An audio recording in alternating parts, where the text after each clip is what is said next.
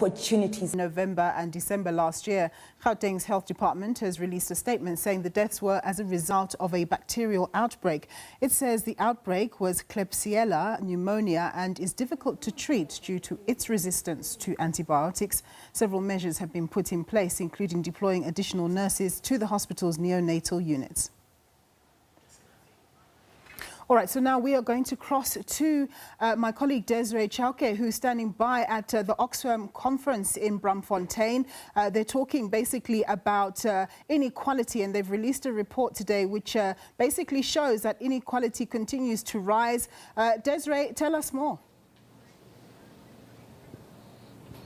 Absolutely, Nombu. Thank you so much. The report is done and dusted.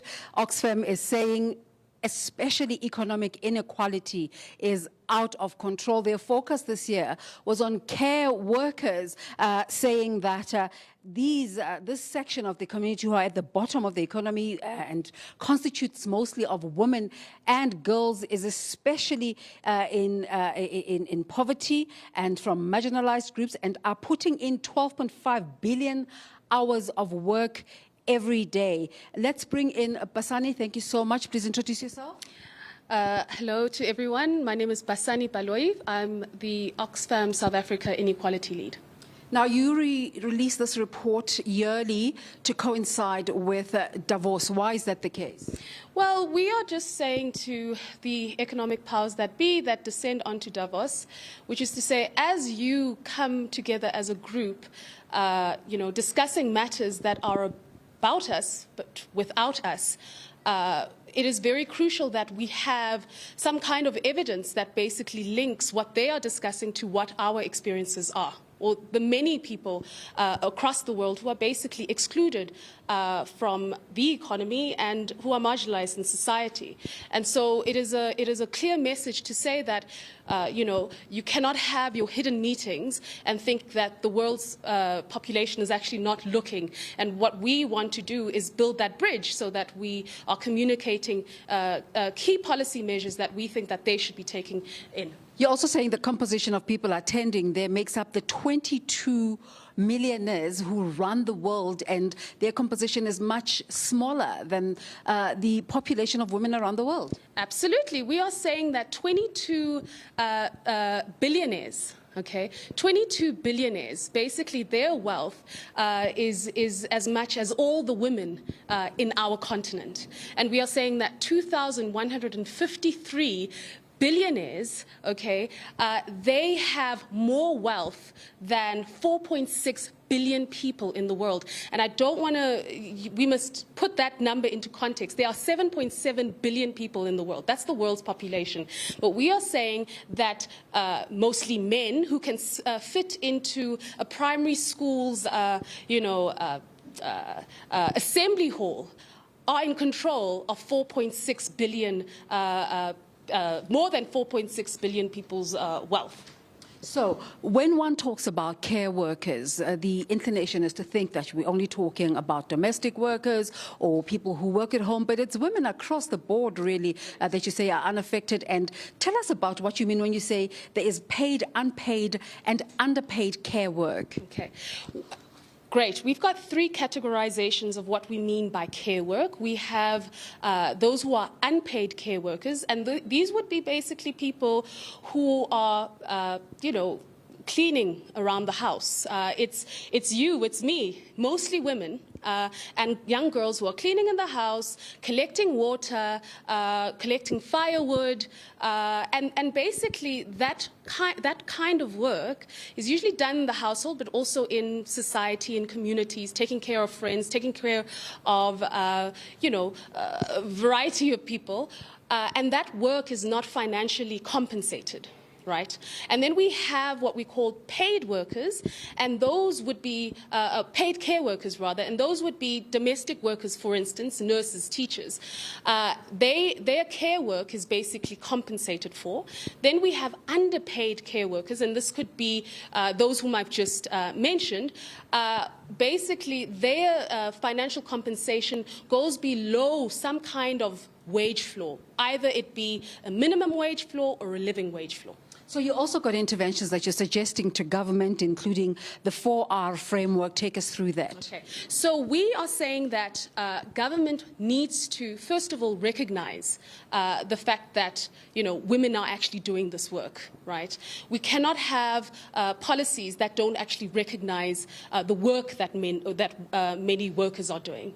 We are saying that we need to redistribute the time between women and men, and also with the state and private sector. We can't have women only being the bearers of this work, because we are saying that it actually limits their ability to contribute into the economy. I need to bring in the other ladies. Just quickly tell us about the concept of the care calculator and how people can engage with that. Yes. So basically, the care calculator is an innovation that we've just come up with, which for any of your viewers, anyone around the world, because it's gone live, we are saying that, you can use this to basically calculate how much time that you put into unpaid care work, and we try and create a value for that, so that you know exactly how much, what is the difference between you, a man, especially a CEO, and so you know how much you are actually contributing, and that is going invisibilized. Basandi, thank you so much for talking to us. Now we're going to talk to some of the ladies who are at the coalface of care work. We're going to bring in first Fikile Dikolomela, who's from the Young Nurses Trade Union. Tell us about your work and how care work, how you incorporate the recognition of care work in your interactions with government. Okay, thank you. What we wanted to bring forward is the inequality that exists, especially in the healthcare space, because we've seen that with nurses, it's a female-dominated sector. Hence, we feel that the lacks of accountability in the sector or in the profession has what led to the problems that we're having. Nurses also being marginalized from being a part of policymakers, being part of research, and only be seen as implementers. Looking prehistorically, maybe, we have inherited those tendencies in terms of care work, whereby somebody needs to speak to you, or a male needs to actually bring the point forward, so that even the larger society can get to understand the cause. What do you want to see happening in terms of how the government recognizes females, especially in the care work space? We want to see the underpaid being paid. It cannot be justice that today we've got care workers who are earning 2,000 rand. It cannot be justice that even in the health sector, the nurses still remain the underpaid, and yet they are doing so much work. And remember now, it has become to a point whereby when you say a nurse, a person expects that even the roofing, the plumbing, the food and everything, because when they look at care work, it has actually migrated from the social that we used to. So when it comes to the workspace, they feel that because you are caring, these are some of the attributes that you cannot do. Forgetting that this is a profession. These nurses are workers. These nurses are female. They've got rights under the Constitution like any other. And we need to start, especially now that there is this global or national crisis, where we actually have to isolate this and actually zoom into the care work and find out what are the problems that are there. Thank you so much for talking to us. Lula Mamali is with the Johannesburg Informal Traders Association. Mamali, thank you so much for talking to us today. You said something very important about how you became a trader. I became a trader after I was retrenched from a TV manufacturing company in Midrand. Then I had no other choice but to employ myself and sit at the corner of the street to support my family. And I knew that I won't be employed because I was over 40.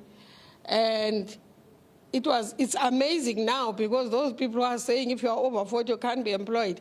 They are over 70, they are over 80, but they are employed with our taxpayers' money. Yeah. They get salaries. And you were talking specifically to the parliamentarians. Of course, yes, the parliament, it's them that I'm talking about. They've got strict laws which do not apply to them, but apply to the community of this country. But you were also saying that government recognizes traders differently from SMMEs, which means you don't get the type of support that SMMEs get. Not at all. We are regarded as people who are making the streets dirty. I don't understand how can you go and buy stock and dirtify the street. We are business people. We need attention. We need transformation. We need development. That's all that we need. So how are you currently engaging with government? We've been having a lot of meetings. Only this year, we only had one meeting. No, not this year, last year. Because the early 2019, we only had one meeting.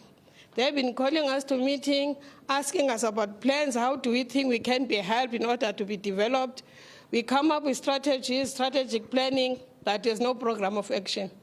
We are always promised heaven and earth, but nothing is happening. It's just lip service.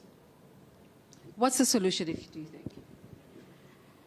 The solution is the government to pay attention to us, or any private sector person who could be interested in assisting us, because we've got our own plan, which will not make us depend to the government at all, even if they can attend to us and do what we're asking, just a facility.